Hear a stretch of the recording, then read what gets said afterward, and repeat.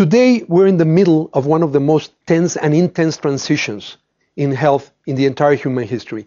Most countries of the world are facing a triple burden of disease, huge unfinished agenda of common infections, malnutrition, maternal mortality. Already, without having solved that, the emerging challenges of chronic non-communicable diseases and mental health. And then on top of that, you add the challenges dealing with globalization, like pandemics or like AIDS. Where do we come from? We come from a century that's witnessed a health revolution.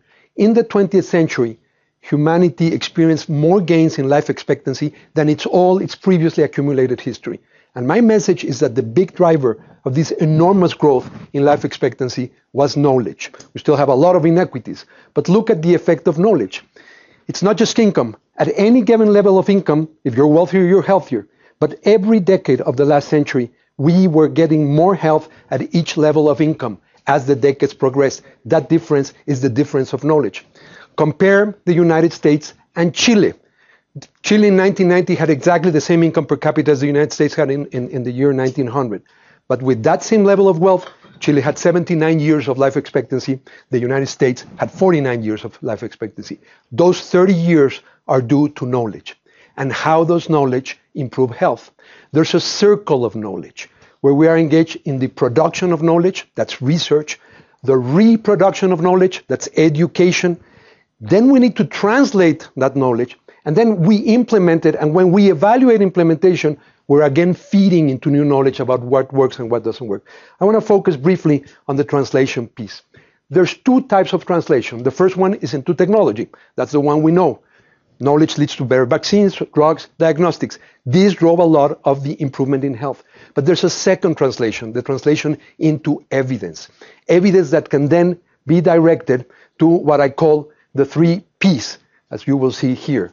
The practitioners, the doctors, the nurses who are out there, the policymakers, and the public through a strategy of communication that empowers people to get control over their own lives. And let me give you a concrete example. Before being dean at Harvard, I was the Minister of Health of Mexico, a developing country with huge inequalities. And I was privileged to lead a very comprehensive health reform, not unlike what the United States is trying to do. And the key there was that it started with good evidence. It was evidence that revealed something that was completely hidden. And that was the fact that because half of the population, 50 million people, were uninsured, there were about 4 million people every year that were becoming bankrupt because they got sick, because they had to pay out of their pocket for doctors and drugs. So 50 million uninsured, that evidence triggered the political will to enact universal insurance. As of last year, 30 million are now enrolled in a new insurance scheme called Seguro Popular, and Mexico is right on track to reach universal coverage by the year 2011, and it's the goal. Over the course of this reform, we kept evaluating, and these are just some of the examples of evaluation. So the key message here was by evaluating, we were feeding back into new knowledge, and we were now capable of sharing this experience with the rest of the world. And that is the key. Our challenge, I think, when it comes to knowledge, is to make sure that we develop the tools. And what are those tools where we can share with the world? A repository of evidence, a library of case studies where ministers of health all over the world can go and find out what works and what doesn't. Implementation research, where we don't know what works.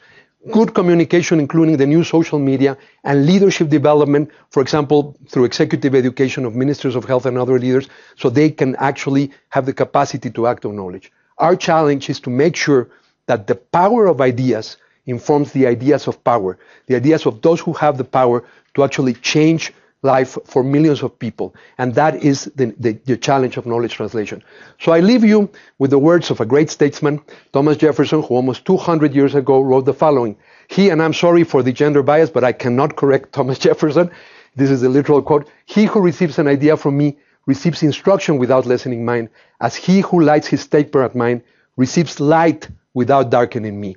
Knowledge is really the way to produce enlightened policy making, enlightened health reform, and this is what is required to fuel the next health revolution of the 21st century. Thank you very much.